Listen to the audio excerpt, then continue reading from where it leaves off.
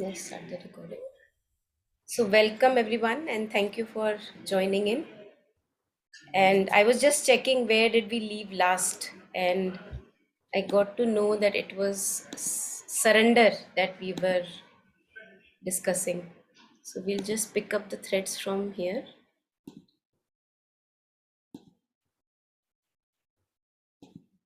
Yeah. So, maybe we can start from here. Stages of surrender. And I just kind of stumbled upon a little teaching by Thich Nhat Hanh, which was also on surrender, where he was sharing about surrendering to the present moment. And if that can happen every moment, if that surrender can happen every moment to the present moment, I think then it can be really nice. Although many a times, many overwhelming feelings of attachments and other things may come up, but parallelly, if we can maintain a connection with the now, I think then things take a different turn. So we'll listen to that teaching also today, a short clip of that. So anyone who feels ready, if you can, maybe I'll just maybe do a slideshow. Yeah, if anyone would like to read this for us, it'd be nice. I'll read it. Stages of Yes, surrender. yeah, yeah. First, one offers oneself in general, but that is only the first step, for this is not sufficient. When the resolution has been taken, when you have decided that your whole life shall be given to the divine, you have still at every moment to remember it and carry out in all the details of your existence. Live constantly in presence of the divine. Live in the feeling that this is it is this presence which moves you and is doing everything for you. The mother. The most important surrender is the surrender of your character, your way of being, so that it may change. If you do not surrender your very own nature, never will this nature change. The mother.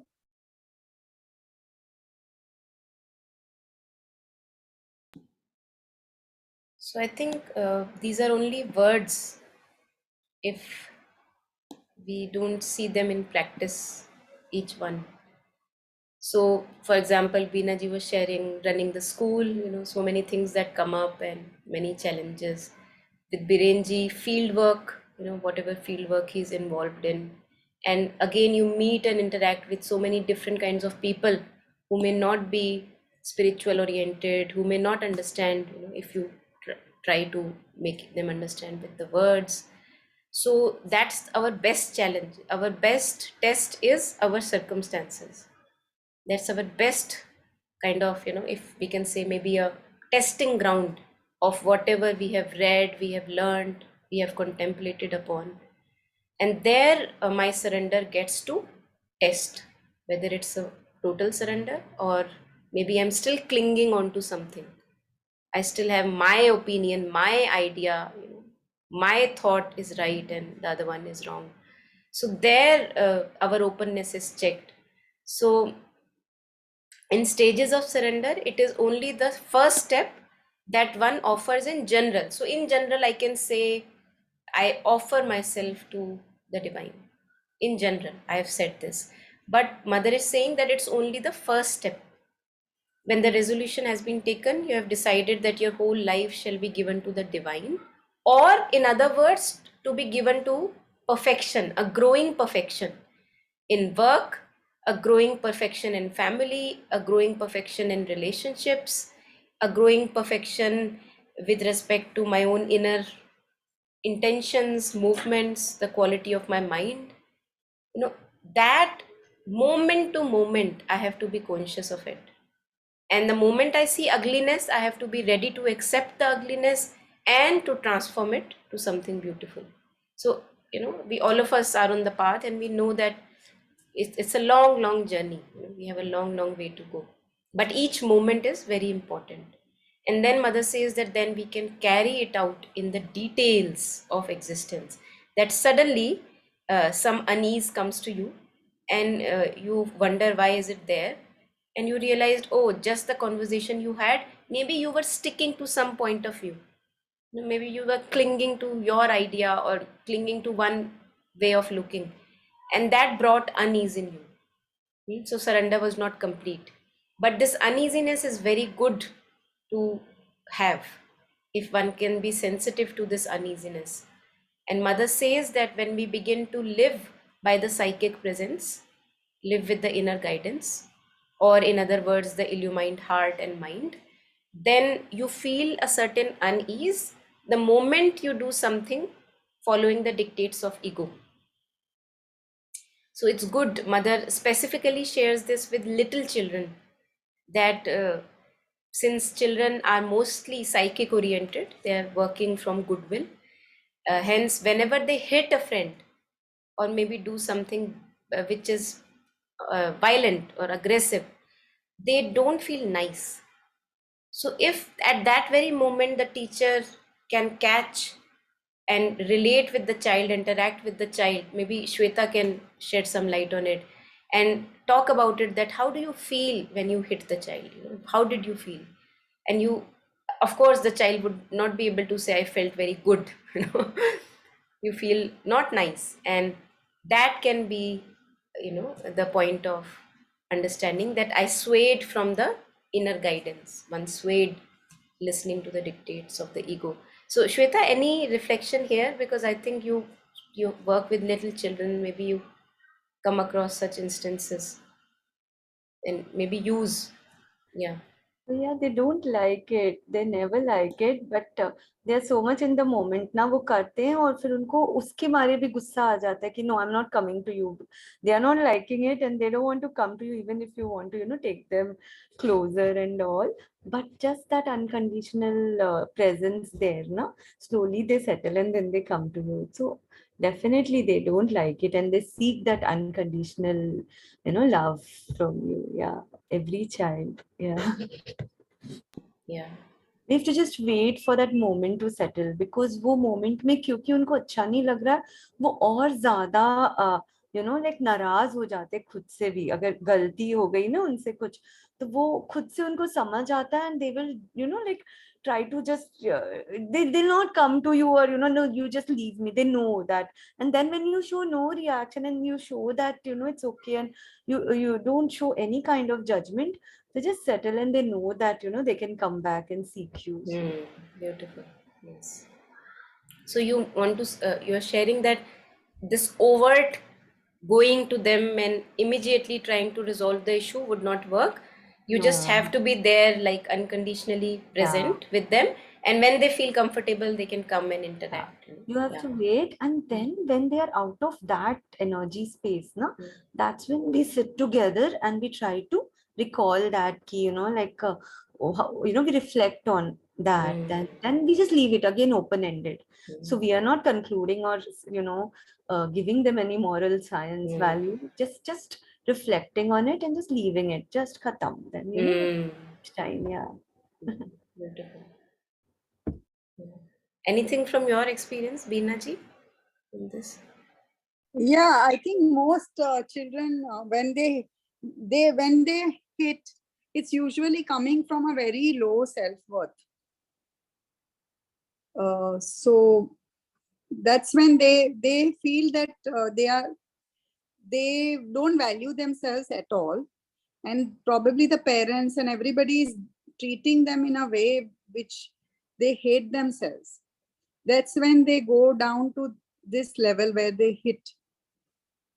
And sometimes it's very unfortunate that they want to hit. It's gone down so badly, their self-worth, that they don't even regret, because they get only negative attention. They don't get any positive attention. They are constantly being corrected, they are scolded. So they do these things to get attention. Somehow somebody will give them attention if they behave badly. So it's very unfortunate, and we have seen that by changing our ways, things have improved and they've stopped hitting, and they've just come a long way after doing things. I mean, like we tell the parents to involve them in housework. So if they prepare a salad every day or clean some room or wash the bathroom walls or things like that, practical life activities as we call them. So then they gradually start feeling good about themselves, and then they stop hitting. Beautiful. Yeah. I think this is very important what you shared, that the energy has to be channelized in a very constructive work for, and each for his whatever nature the child has. Maybe somebody would be better with the work with hand, somebody maybe running around doing errands, but it's very important to channel energy. Yes. But when they realize that they are a contributing member of the Huh. family, Huh. then they gradually start feeling good about themselves. So Huh. Montessori is also against no praise. We believe in no praise, no criticism. Hmm. So, I mean, when the plate, whatever they prepared, supposing they've made an aloo chaat or something, Hmm. and it's served on the table, then everybody thanks the child. The Hmm. thank you so much. It's very tasty. So we Hmm. don't praise that, wow, good job, you did a great job or something like that. But Hmm. we say thank you so much for preparing the salad, or Hmm. thank you for loading the washing machine. Thank you Hmm. for folding the clothes. Hmm. So whatever work the child is doing, we just thank them, and they start feeling good about themselves. Hmm. And then gradually this behavior disappears. Hmm. So Beautiful. Yeah. I think this is very important even as adults when we are addicted to our thought patterns, addicted to maybe a relationship in life or work or anything that we are addicted to. There, this positive aspect of rehabilitation, that if I just continue to say no, no, no, no, no, I would not pick a cigarette, that it's not going to work. So if I'm not picking a cigarette, I must pick up something else which is more constructive and according to my natural inclinations. Yeah. Some art, some music, or positively using my energies. Yes. Lovely. So, yeah. So we were talking actually of unease. We went into the feeling of unease, and if we can be constantly conscious of that, then we would get to know whether our surrender is complete every moment, because every moment it fluctuates. It's not that one moment if it is complete, then the next moment it will be complete also. There is no guarantee, because we cling to things, we cling to our own ideas of life, we cling to this is how it should be done, and the moment I'm clinging tightly to anything, my surrender is not complete. So live constantly in the presence of divine, live in the feeling that it is this presence which moves you and is doing everything for you. So for those of us who can have this trust in something higher than them, that gratitude, constant gratitude, that is mm, allowing me to be functional. I can have a glass of water myself and prepare my basic, food and everything, serve others. How nice, how nice that I can do all that, and thank you for the higher power or intelligence that works through me. So if that gratitude can be there, I think that really takes care of a lot of things. And then towards the end, mother shares that most important is the surrender of your character. And I think it's also very difficult because we feel that we are stuck in a mold, all of us.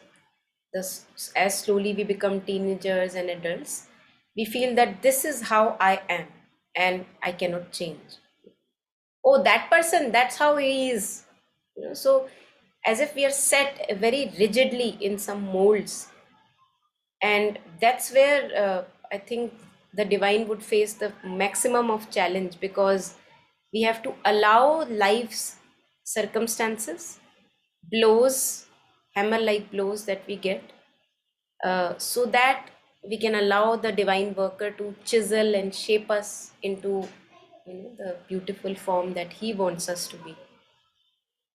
And I think for that we have to go through quite much of pain, because when blows come, when situations come which are challenging, we cry out, ouch. It hurts, it hurts. From time to time it hurts. But if we have this faith that I can see that this is happening for good, that it's making me more kinder, it's making me more open and compassionate, then you don't mind the blows at all. So this is the surrender of our character, that I know that from time to time I become rigid, too tightly in my mold, and I allow you to allow, or thank you, actually, not allow. Thank you for working on me and making me supple and flexible.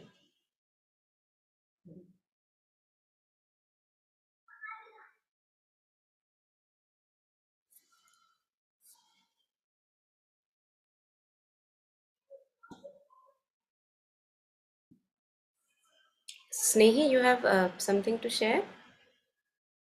I think. Oh, okay. He's connecting again. Okay. So then we have a detailed surrender to every moment to moment details. And here Mother says, offer all your movements to it, remembering the divine presence, offer all your movements to it, not only every mental action, every thought and feeling, but even the most ordinary and external actions such as eating and walking, meeting a friend. When you can thus gather all your movements into one life, then you can have in you unity instead of division. So I think this is very important. And I remember Dr. Anand Reddy talking about it once, where there was a person who said that I can't have a connection with the mother. She was a German, maybe. I think he was giving a lecture outside somewhere. Young girl, teenager, or maybe younger. And then Dr. Anand Reddy shared with her that no problem, whatever you are doing in day-to-day life, just like you tell your mother, I'm going to college, mother, I'm going to meet a friend, just like that, you inwardly tell the mother, or maybe keep a picture of the mother and share with the mother whatever you are doing. That mother, I'm going to washroom, mother, I'm going to brush my teeth. So how simple, what a simple instruction he gave. And he was sharing that after a few months, this young girl actually implemented that, and she was sharing that I feel so much of joy. It's not that something really drastic has happened, but this little sharing of things, whatever I'm doing with the mother inwardly, it just makes me so full of joy. That I have mother as a friend, for example. So I think this is very simple to do for those of us who have even a point of love towards the mother and or towards somebody higher, some divine being, any form that you can connect with. Just to offer each and every act, whether it's making tea, it's going to sleep, maybe meeting a friend, going to work every day, mother, I'm going to work. So very simple. And like this, we can do an act of offering, that here, inwardly you are actually offering that task, that little, usually mundane task, which would have otherwise not much of implication, but by offering it becomes sacred. By offering, that also gains a certain purity. This actually help, and this, I think this also helps in purifying our intentions, because uh, many a times our intentions are not right, and we don't know, we are just following the dictate of ego in our ignorance. So when, even for a second, I take this moment to offer this to the mother, I am interacting with my husband, as simple as that. Mother, I am interacting with my child. We purify our intentions, and something stops us to follow wrong dictates. We are not able to follow the wrong dictates, then we will not be able to defend ourselves, or try to always stick to my point of view when we offer like this.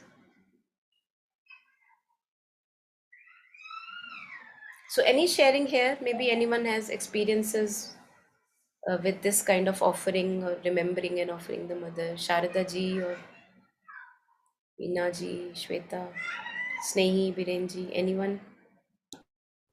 Yes, so I have started this a few months say, mostly like, I keep talking to mother and I, like offer my actions and thoughts to mother.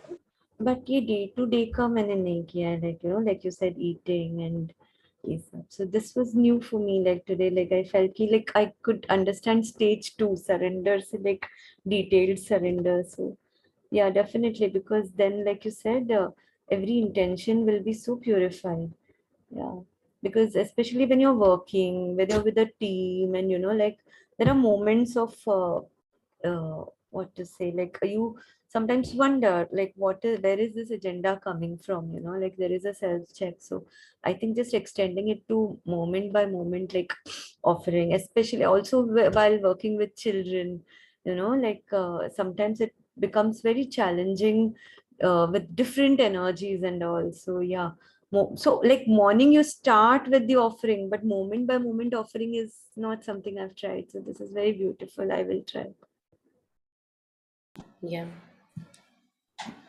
Yeah, Sharada ji, you also had something to share? Yeah, Monica, actually, when you were sharing, I remember my mother. My mother used to tell everything to the mother, to the Divine Mother. When she goes to take bath, she will come and she cannot stand. She needs some support of that helper girl or some walker or something. But she will stand and she will tell the mother, "Mother, I'm going to take bath." after coming out, see, she'll be shivering. She was very old, she was very weak also. With that, she will just stand and she will tell the mother, "Thank you, mother, I came out." And for everything, if the phone rings, she will tell the mother, "Mother, somebody is calling, I will talk to them, I don't know who that is." So she will literally talk, and we all will be wondering, how Amma is having so much of bhakti. She always had that relationship with the Divine Mother. So when you said, she never knew that this is surrender or anything, but mother is always with her. That is what is her feeling. So at her final stage, when she was going to ICU, we were all scared. Amma, are you feeling scared? Huh? Why? Mother is there, she will come with me. That one word, and the doctor was saying, she became unconscious. She was keeping on calling Sri Aurobindo, Sri Aurobindo, Sri Aurobindo, and the mother, mother, mother. And next day the nurse asked me, "Who's the mother and Sri Aurobindo? Because your mother was keeping on calling, calling, calling." Then we said, "It is our God, they are our gods." Oh, that is why I think your God took care of all ICU patients yesterday night. So I'm really happy to know that this is also a surrender. Even we all do that, when somebody rings the calling bell, we'll just tell the mother, "Mother, yaro bell adikra," I'll just open the door like that. Very nice. Beautiful. Beautiful. How nice. Yeah, we never know that it is a surrender, but mother is there. No, it is her house. So we have to inform everything to her. If the maid is not coming, "Mother, parango, this lady has not come," I used to tell. Hmm. Hmm. Hmm. Beautiful. That's, Beautiful. yeah, nice, nice. Yeah. Thank you. Thank you. I think this was so inspirational that without reading much books, one is Yeah, automatically in a state of devotion and bhakti. How beautiful. Yeah. Yeah, very, very beautiful. Mm, Yeah, I loved it. Yeah. mm. We have a very good inspiration in front of us through Sharda ji's mother. And very simple, we don't need much books for it. Just simple bhakti, simple devotion. And this, I think, Tenzing Palmo also had shared in one of her talks, where somebody was asking how to help people who are passing away or are in almost like half there, half not there. So she was sharing, just in India, she shared that in India everybody has this devotion to either Sai Baba or Hanumanji or Mm. somebody, right? So just tell them to stick to that object of devotion.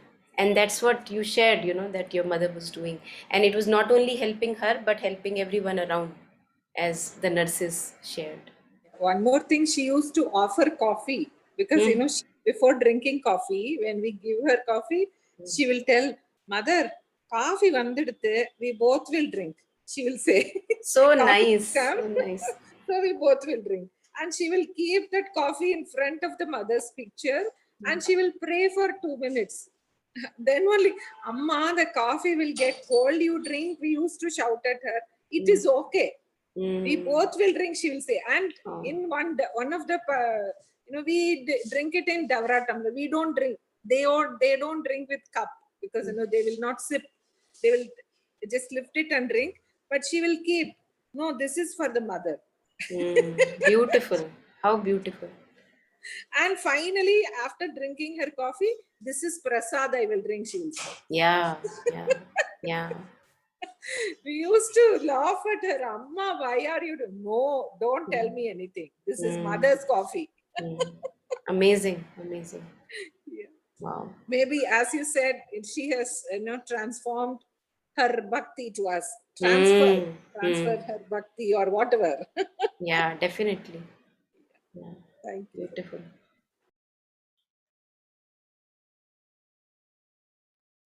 It's so simple, this thing doesn't require any Zoom sessions or interactions, this thing that Sharada ji shared. So simple to practice. But we have so complicated minds that we ignore the simple instructions. And just this friendliness and inward connection with the mother, and just having this intimacy, because most of the times, just a second, I have to take this.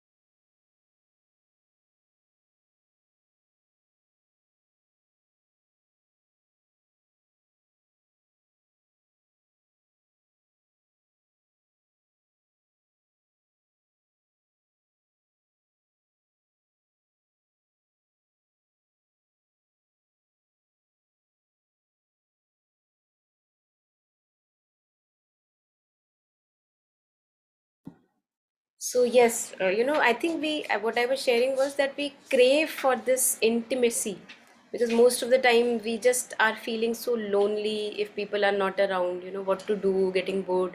So if we have this inner connection with the divine presence, we are always with the divine. We can never say that, oh my God, I'm so alone, there's no one, because only we stick to people. So if we stick to the divine presence, I think that can really take care of all the sticking that happens in our life, and which becomes really a lot of entanglement also. So yeah, very powerful, and I'm thankful to Sharda ji for sharing this inspiration with all of us. So Snehi, I'm not sure if I understand what you are sharing. Could you just explain it for us?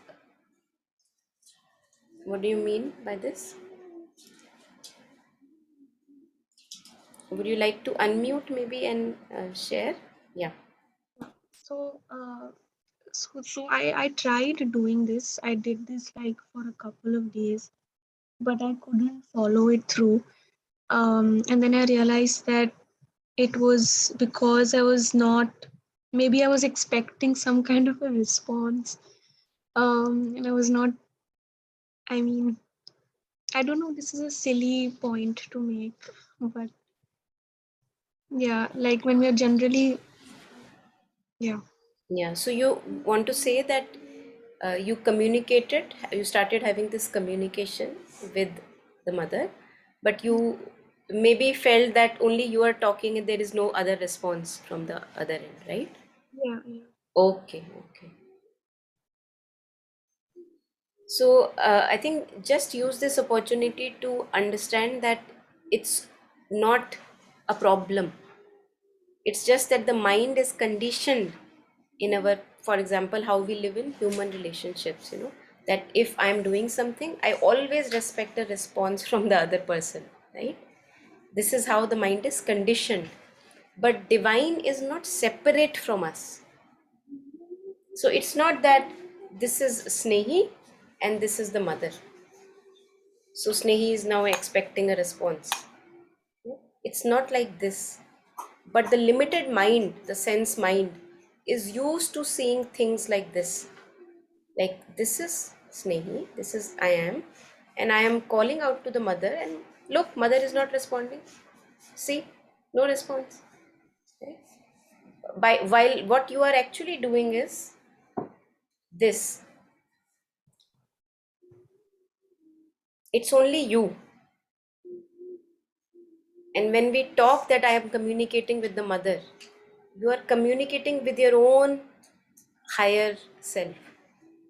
For some, the form of mother can help. For some, just saying that I am communicating with my own deeper self can help. Because we all have enlightened nature, we all have Buddha nature. But owing to the surface conditioning, I am not in touch with that diamond within. So you are actually communicating with your own self.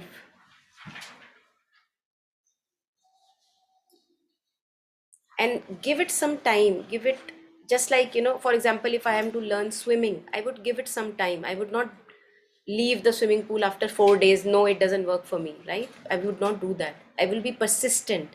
Give it some time. When you are developing this intimacy with yourself, and just like even in human relationships, when a relationship is developing, it needs time. We cannot just abandon the relationship in 10 days कि भैया मेरे से तो नहीं होगा हो गया मैंने ट्राई कर लिया. And slowly you would see that you will get this flavor for being intimate with yourself. Yes, there is no one there,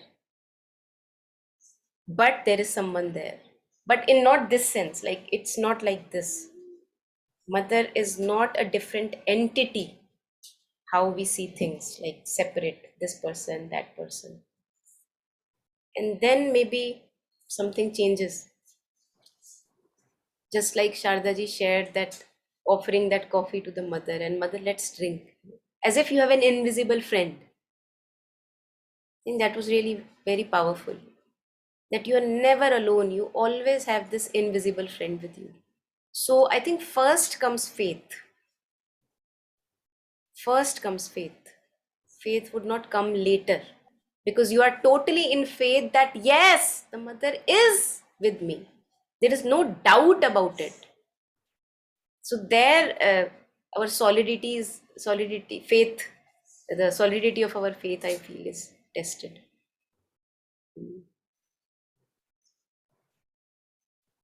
Yeah, I think I have also felt this. It's a process, and you find this connection or intimacy with yourself only, like how एक refinement सा लगता है. So like it's around December that I started this, and like always, it's because of some challenging situation that comes. So like I started talking to mother and like seeking like a lot of guidance, and there came a point of challenge where I said, okay, now I surrender, like you know uh, whatever you want to do, like I accept. ऐसे तो I think just sailing through those moments, December, January, like and then how it became a part of my day-to-day uh, living, and yeah, and now it's a second habit, but like I said, it's more when any overwhelming situation in a day, or suddenly it's a second habit. Oh mother, please, like take me through this or be with me. Like it comes very naturally, like even when I'm listening to somebody who needs like some assurance, like I like it just comes, mother, please help them. So that and it definitely, you feel much more refined and intimate with yourself. Yeah, but this moment by moment, like Charda ji said, like that is very beautiful. Yeah. Yeah. And you do feel that connection and, like oneness as a process. I think that is important. You have to give it time and, like you said, faith.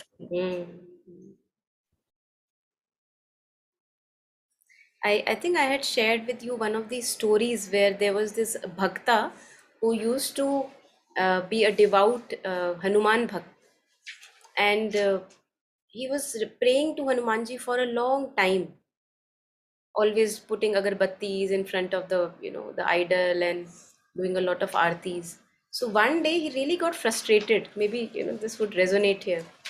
So he got frustrated. He said, "Ki what the heck? I am doing this prayers and pujas to you for a long time, and you don't even listen to me. You don't show up."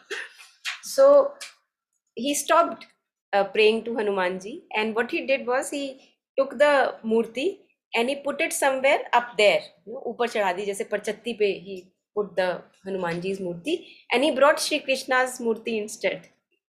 So he places now Shri Krishna's murti in front of that, wherever the altar was, and he started to pray to Shri Krishna now. That बहुत हो गया, हनुमान जी सुनते नहीं है, बिना बात के क्यों इनको पूजा करो.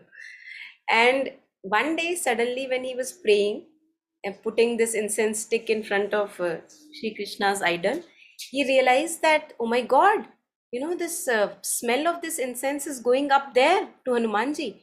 How is that possible? I can't do that. So he went up there and he removed the murti from there, and suddenly Hanumanji appeared in front of him. And he said, how come you are here now? And he said that you had so much faith that I am still there, and you did not want the incense to come to me. So even in that narazgi, like kind of a complaint, the bhakta had the faith that he is there. There is no doubt that Hanumanji is not there. So even this kind of a relationship of a bhakta with the divine presence, that this faith that the divine presence is there, that works. So what first comes is faith. I think in Kabir's couplets also there is this very famous song, maybe many of you may have heard, where he says, "Moko kahan dhoonde re bande, main to hu vishwas mein." So first comes vishwas. And for those who cannot have a vishwas or a faith in a divine being or a form, they can actually take solace in just being held in the infinity. Just knowing that you are held, whether it's space that is your divine, or space like groundlessness. Like imagine you are falling through the space. There is no ground, you can't hit anywhere. So you are held in space, you are held in eternity. So just to have this faith that we are held, whether that comes through remembering the mother at every instance, or knowing that I am held like a huge, humongous, unending lap of the divine, and we are all held in that lap, whether we may feel the lap or not. That doesn't matter, because our senses are limited.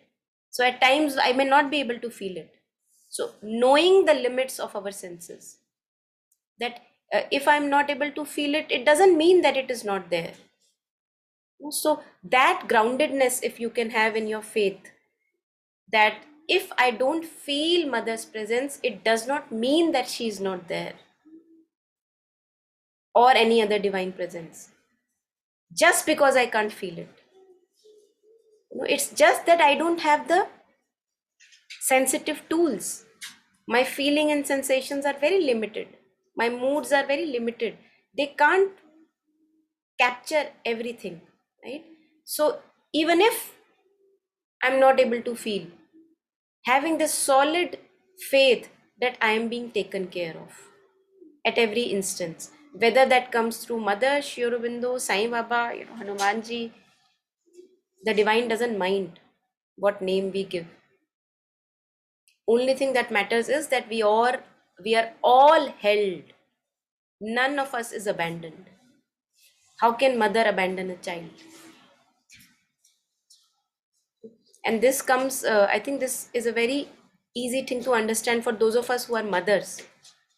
Because if you are a mother, then you are a mother for a whole of your life. Part of your consciousness is always connected to the child. Whether he's physically with you, without you, doesn't matter. So if physical mother, having my own limitation, my part of consciousness is always connected to my child, then how is it possible that the divine mother, all powerful, would be abandoning her children? How is that possible?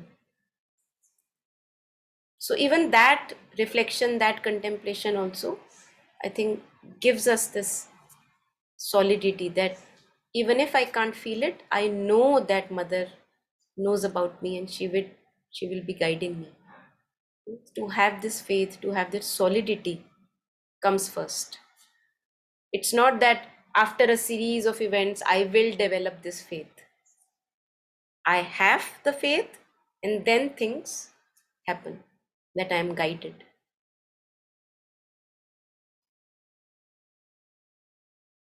And also one thing which what Snehi was sharing comes to me, that many a times we have images in our head that this is how help should come. And if that's not coming, then it means mother is not helping me or mother is not there. So to know that we have ideas in our head of help coming. Just like another example, that maybe one of the times I have shared with you. Anand, ye dena beta, uski patli wali taar dena. Thank you. ये वाली नहीं, दूसरी वाली, ये वाली, इसकी वाली देना. Sorry, my charger is just going to go out. So there was this story that a person was in flood. He was drowning in flood, and he called Shri Krishna and he said that no, I am a devout Krishna bhakt and I know that Krishna ji would come. And he's waiting. One helicopter comes, he doesn't get up. The flood gets even more, the water level gets even more, and people are calling, jets are coming, and he's just not getting up on any jet, any aeroplane, any whatever help is coming. And then he drowns, obviously. And uh, and then he goes up in the heaven or hell, I don't know where, and he says that, complains to Shri Krishna that I was calling you, and how dare you did not come. Look, I drowned. But then Shri Krishna says that no, I thought I sent you 2 jets and 1 helicopter and 1 van. So it's just to see that we have our own images in our head to which we stick. That if I am calling out to the mother, then help should come in this way. So there also, I think if we can open ourselves, because help can come in infinite number of ways, help or guidance or response. So just to be open, and we see then everywhere we see some help. Maybe you see a signpost which says something which really helps you, or maybe a person on the TV. You don't watch TV, but suddenly your eyes fell on TV and you listen something which is relevant to you. So help can come in any which way, response can come in any which way, just if we are open, that not to have very tight ideas about help.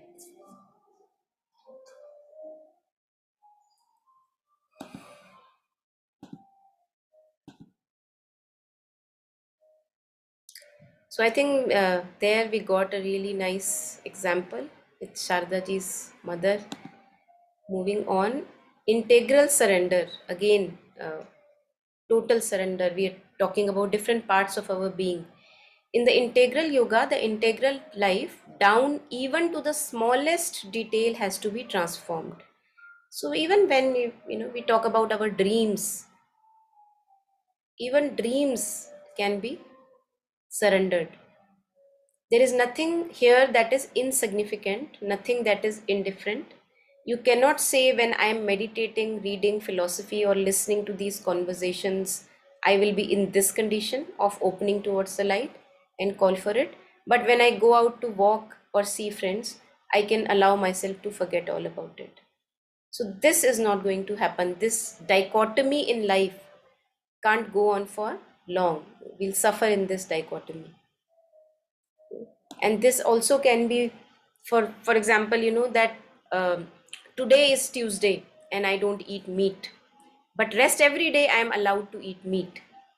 Now I'm not taking example of eating meat, just like this, having this categorization that this is holy and rest all can be unholy. Therefore, so if this is holy, that too can be holy and sacred. So whether I'm eating meat or not eating meat, whatever I do, I offer it. Whatever I do, I offer it. Whether I meet a friend or do meditation, everything becomes then meditative. So there is no point where mother is not allowed. There is no point where I don't want mother to see what's happening. So everything, every relationship, every work, family issue, all my inner thoughts, inner dreams, everything is exposed to the mother. If that can happen, that really, really, really, I think helps us purify our intentions and the state of mind. So integrally, I belong to the mother, whole of me. And more than uh, anything else, it really, I feel that it really helps us to purify our own intentions. Because if I'm thinking about something and I offer it to the mother, definitely I'm exposing all my darkness and ugliness to the mother, right? Whatever I'm thinking, it doesn't matter how ugly it may be, but the moment I notice it, become conscious of it, I offer it to the mother. Mother, look, this is there. How simple. How simple.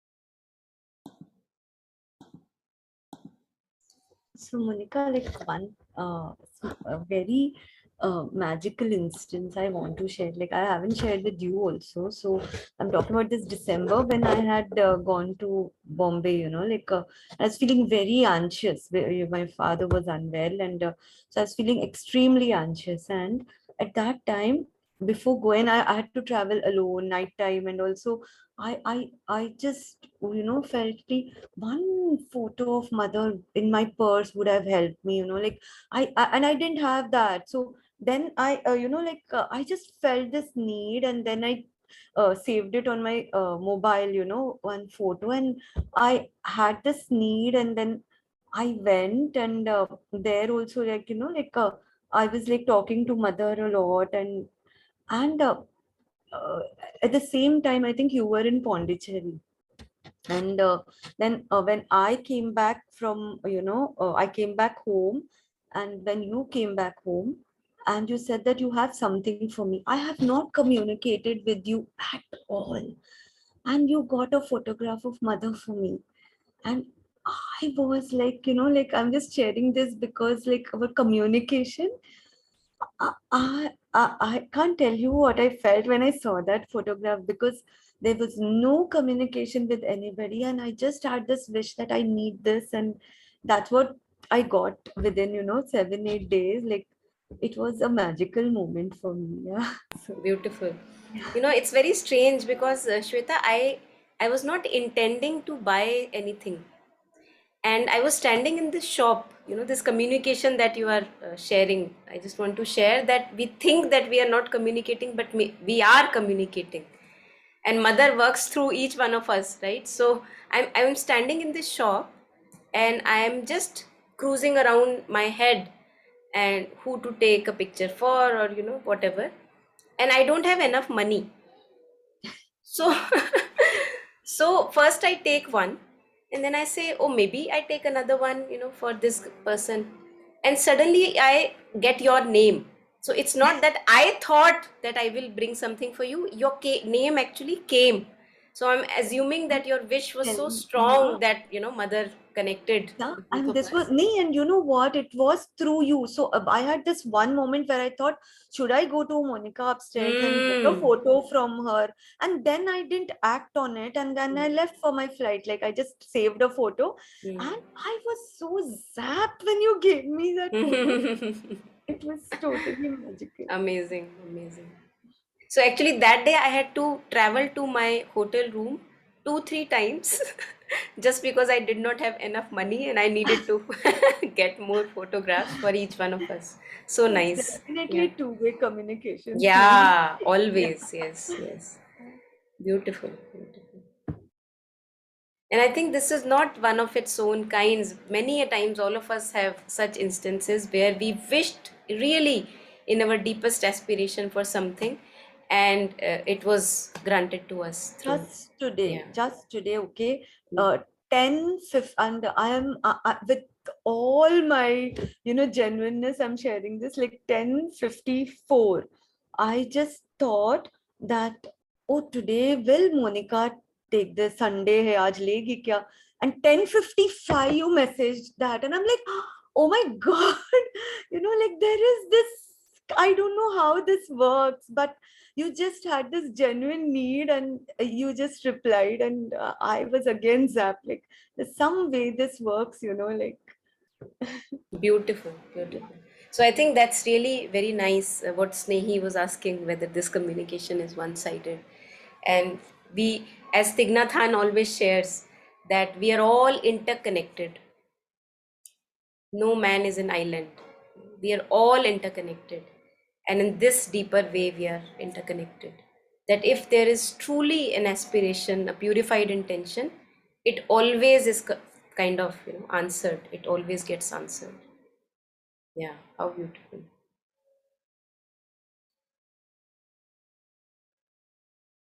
There are many, many instances like that. I can remember in my own life also.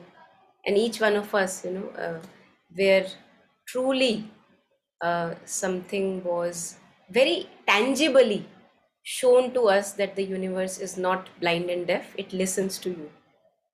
I remember there was once in Zurich, I was very little small incident, I was supposed to take a train. I was in Zurich attending a party in the evening, and I was supposed to take a train with a friend of mine from a station which was about, say, 20 minutes away from where I was partying. And the other friend of mine who was waiting at the station with my ticket, and I had told him that I would be reaching in time, after the party, leaving the party. So that I left the party and I am trying to find my way to the nearest train station so that I can take the train to that train station from where we have to board the train. And it started raining, and I did not have any other means of communication, sorry, transport. So I was just running to the train station and having trouble finding my ways. And I was really praying intensely, that please, please somebody help me, because if I miss this train which is going to come now, then I can't catch the other one and the whole trip will be wasted. Even my friend would have to let go of his ticket. And suddenly a car stopped. Usually, in Zurich you would not expect, I would not expect that a person would just come to know and that I need lift. So that person stops the car in front of me. It was raining, and he said, can I drop you somewhere? And of course, I said, yes, why not? The train station is right in front of you. Please drop me. And he dropped me, and I hardly had any time to say thank you. And I really did say short thank you. And the moment he left me, he just rightly pointed that this is the train you have to take. The doors were open and they were about to be shut. And I right away just ran into the kind of a train, and the door slammed behind me, and in front of me I saw the ticket checker. Now I don't have the ticket. So the ticket checkers were there. They were ladies, females. And she said that, okay, take your time, relax, calm down. We saw that you were in a rush, and it's no problem, we'll not do a challan, you can take the ticket right now. So and then finally we were able to catch the train that we were supposed to. So very little, many minor instances like this, that if you have a deeper wish, deeper aspiration, and it's not harmful, I'm not wanting to kill anyone, I think then really you are taken care of. And many adventurous incidents happen like this.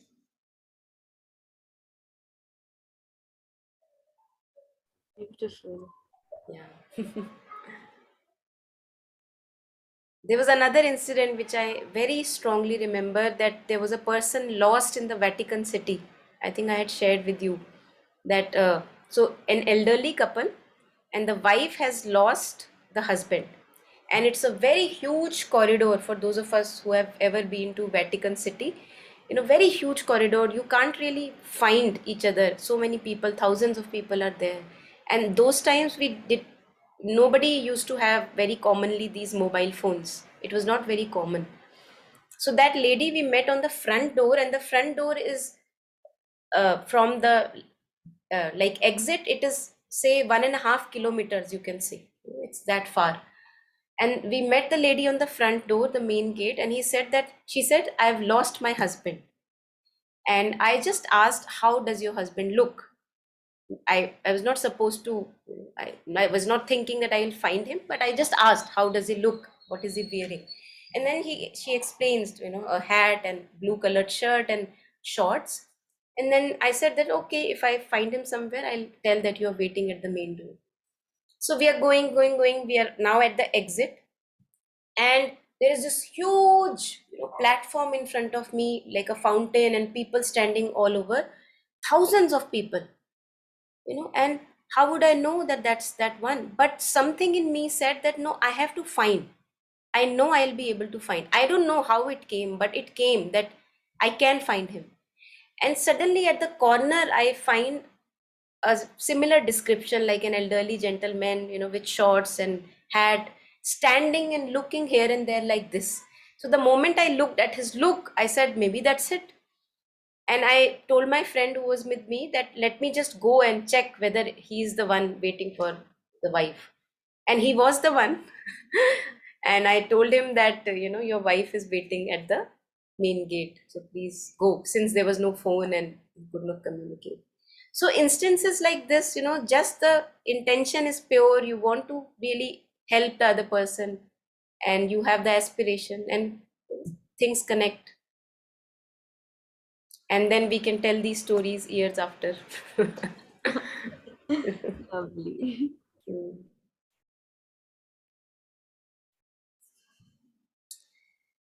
So that's the power of trusting, I think, in the universe, and wishing all of us more and more instances of, these adventures, and trust that the universe is listening and we are not abandoned. So just taking up this last slide before we end today. Again, continuing with integral surrender, how to persuade recalcitrant parts of nature to surrender. So very stubborn, tight parts. For example, somebody is too sentimentalist. So how to transform that sentimentalism or emotional nature? How to surrender that? So mother says, try to make them understand, as one does with a child who does not understand, by all kinds of means, pictures, explanations, symbols. Make them understand the necessity of union and harmony with the other parts of the being. Reason with them, talk with them, even logically talking to a stubborn part in me, trying to make them conscious of their acts and the consequences. Above all, be very patient. Do not tire of repeating the same things. So I think this persistent effort is important, because there are parts in me which are very tight, very stubborn. Like they are hell bent on their stubbornness, that I want happiness this way only, this way. And it's very difficult at times to communicate with them that it's okay to leave the stubbornness. You are harming yourself. You're harming yourself. And then we can use all kinds of logic and attend all kinds of sessions in order to make that part understand that it's not beneficial to stick to either a person or a relationship or a opinion or agenda or idea. It's not benefiting me. So even this self talk that we have with ourselves, that have I been doing this enough, and has it really helped me? Whenever I follow this desire or impulse, it hurts me, it hurts the other person. So although I see that it's not completely gone, but would I still want to follow the dictate? And so, like this self talk, we can continue to offer these parts that, mother, look, it's rising again. Mother, look, this desire is coming again. Mother, look, this ill will is coming again.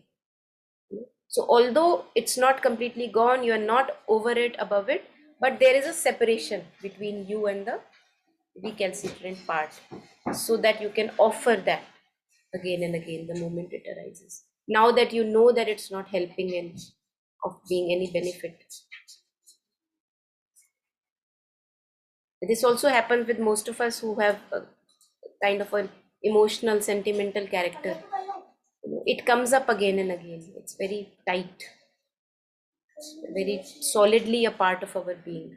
So the emotional part, the sad part, disappointing part, it comes up again and again.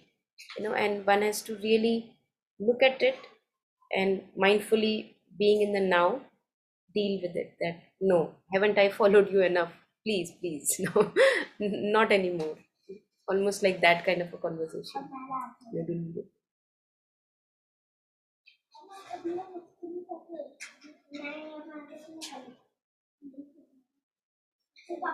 And I think I can also relate this with the awakening of the bodhicitta. So in Buddhism, they also call this enlightened, illumined mind heart.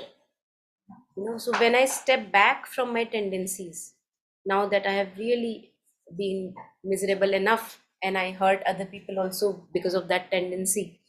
So then when I begin to step back and not follow the dictate of that tendency, in that I'm actually awakening my inner heart of wisdom, intelligence, and compassion.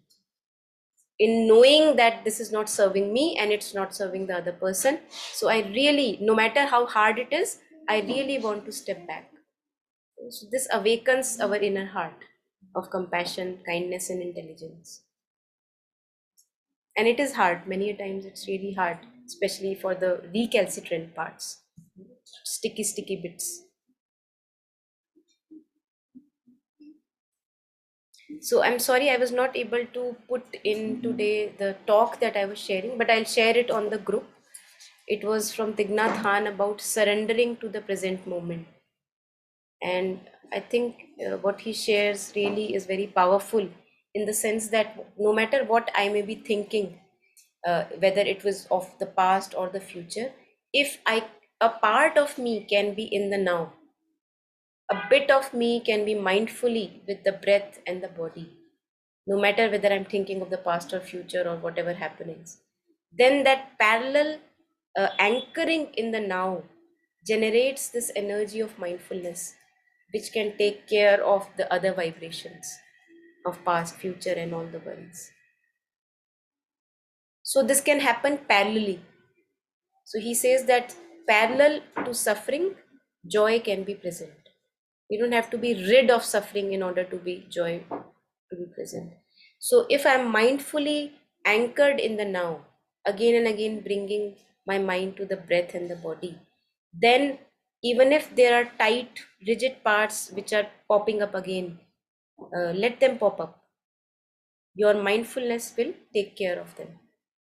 So surrendering to the present moment. So I'll share that with all of us. Any last comments, anyone?